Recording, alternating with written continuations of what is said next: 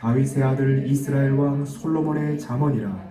이는 지혜와 훈계를 알게 하며 명철의 말씀을 깨닫게 하며 지혜롭게 공의롭게 정의롭게 정직하게 행할 일에 대하여 훈계를 받게 하며 어리석은 자를 슬기롭게 하며 젊은 자에게 지식과 근실함을 주기 위한 것이니, 지혜 있는 자는 듣고 학식이 더할 것이요 명철한 자는 지략을 얻을 것이라.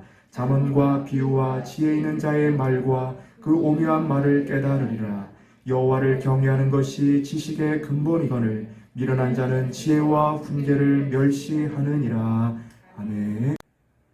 신앙의 기본인 성경을 채우라 라는 제목을 통해서 하나님의 말씀을 듣겠습니다. 지난번에 모든 운동선수는 기본이 잘 되어 있어야 승리할 수 있음을 말하였습니다. 신앙의 기본은 말씀과 기도와 순종입니다. 하나님께서 저를 산으로 올라가게 하시면서 수많은 나무들을 보이시며 말씀하셨습니다.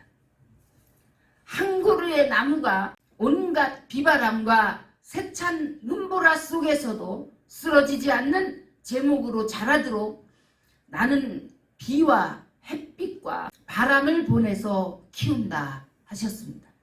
나무도 그렇게 키우는데 하물며 창조물 중에 가장 귀한 사람을 내가 어떻게 키우겠느냐고 하시고, 동산 안에 나무를 바르고 곧게 키우기 위해 동산지기가 나무를 다듬고 때론 버팀목을 세워서 키워야 제목이 될 수 있는 것처럼 나는 사람을 통해서도 한다고 하셨습니다.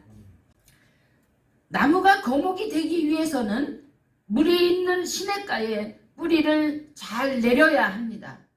시편 1편에서 복 있는 사람은 악인의 꾀를 따르지 아니하며 죄인들의 길에 서지 아니하며 오만한 자들의 자리에 앉지 아니하고 오직 여호와의 율법을 즐거워하며 그의 율법을 주야로 묵상하는도다. 그는 시냇가에 심은 나무가 철을 따라 열매를 맺으며 그 잎사귀가 마르지 아니함 같으니 그가 하는 모든 일이 다 형통하리로다. 악인들은 그렇지 아니하며 오직 바람에 나는 겨와 같도다.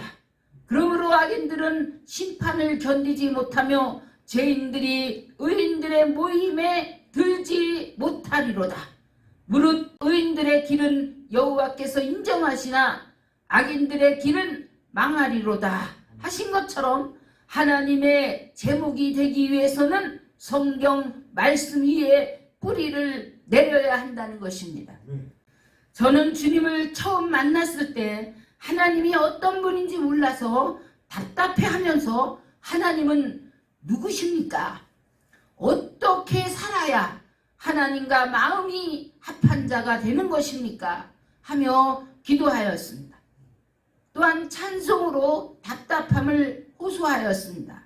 아이같이 어린이 나를 가르치소서, 아무것도 모르니 나를 도와주소서 하며 진심으로 기도하였더니 주님께서 환상 가운데 성경 한 권을 주시는 것이었습니다. 그런데 저는 주님께 말씀드리기를, 저 성경책 있어요. 있는데 왜 성경을 주십니까? 하니까 주님이 성경책을 빠른 속도로 주르르 넘기시는데 글씨가 없는 백지였습니다.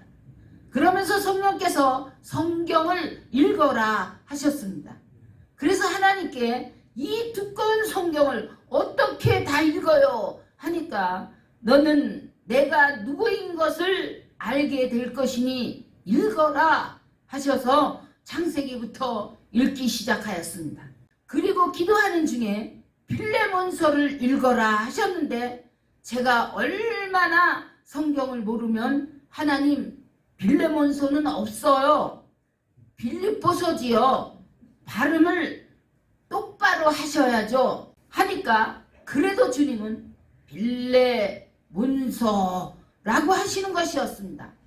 또다시 물어봐도 주님은 빌레몬서 하셔서 성경의 차례를 보니까 빌레몬서가 있었습니다. 빌레몬서를 보니 한 장으로 되어 있어서 이렇게 두꺼운 책 속에 한 장밖에 없으니 몰랐지요 하면서 읽는데 제가 기도하였던 완전한 응답이었습니다. 왜 저를 세상에 내버려 두셨냐고 주님께 따지듯이 질문하였는데 거기에 응답이 있었습니다.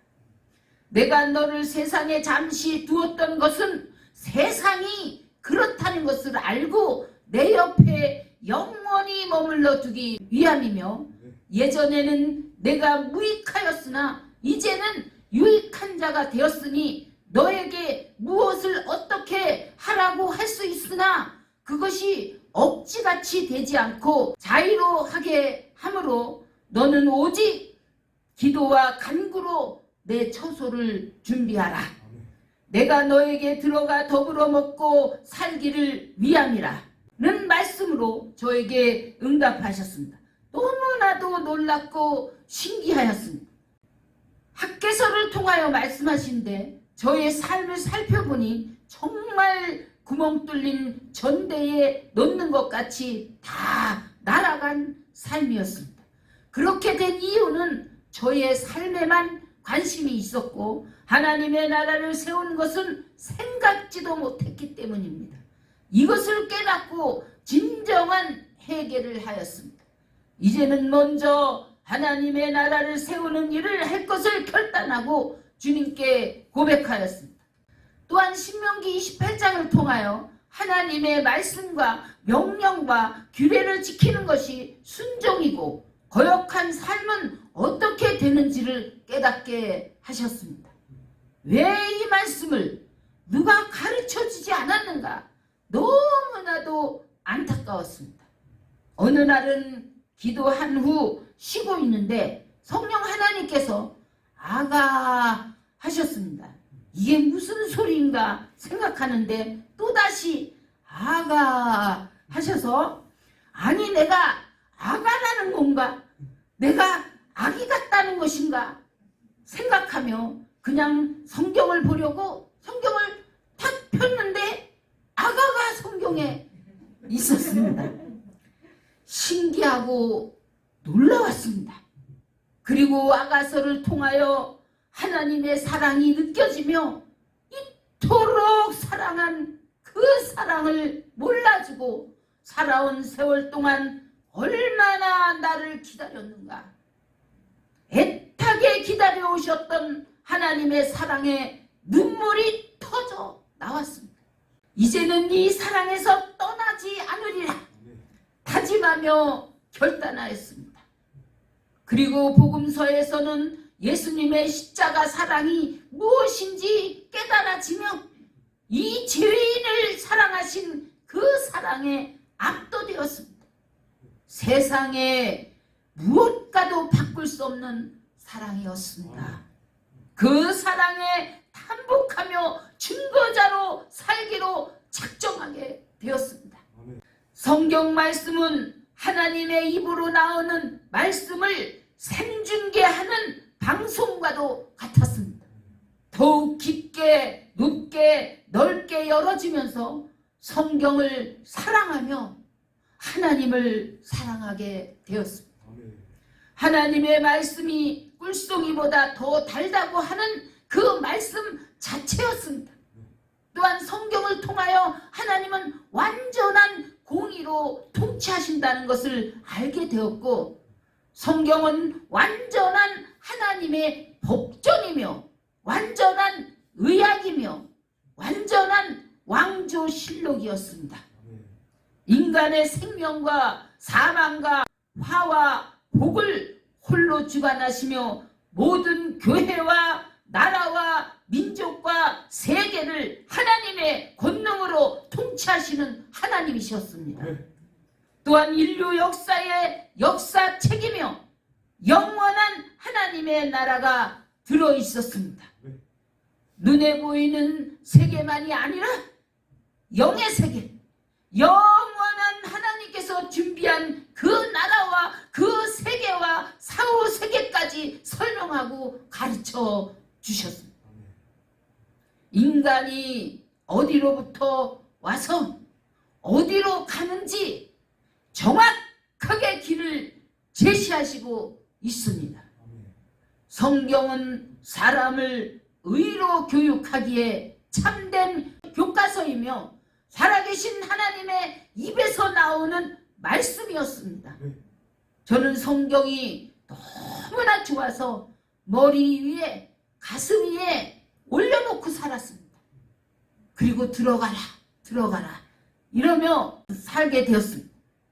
주님은 말씀하시기를 너는 성경 하나만 가지고 읽다가 죽어라 하셔도 저는 그래도 괜찮아요 하였습니다. 그 안에 사랑하시는 하나님과 예수님과 성령님 삼일체 하나님이 계셨기 때문입니다. 그렇게 성령께서 저에게 말씀을 가르쳐 주시고 열어주셔서 말씀의 뿌리를 내리니 하나님께서 말씀으로 인도해 주셨습니다. 그리고 하나님께서 성경 안에 있는 실제적 장소에 다니게 하면서 성경은 역사적 사실이라는 것이 더욱 확신되게 하셨습니다. 성경 한 권만 가지면 세계를 가리라 하신 말씀이 저에게 성취되었고 성경이 바로 나의 전부요 재산이요 생명이었습니다. 이 가장 귀한 생명의 신비와 영원한 생명을 얻는 길이었습니다. 또한 나는 길이요 진리요 생명이라 하신 주님의 말씀이었습니다. 성경은 하나님께서 사랑하시는 인류 모두에게 주시는 지상의 최고의 선물입니다. 이제 이와 같은 동일한 은혜가 사랑하는 모든 이들에게 임하여 하나님의 말씀으로 말미암아 은혜와 사랑과 참 평안과 자유가 충만하시기를 주 예수 그리스도의 이름으로 축원드립니다. 진리를 알지니 진리가 너희를 자유케 하리라. 주님 말씀입니다.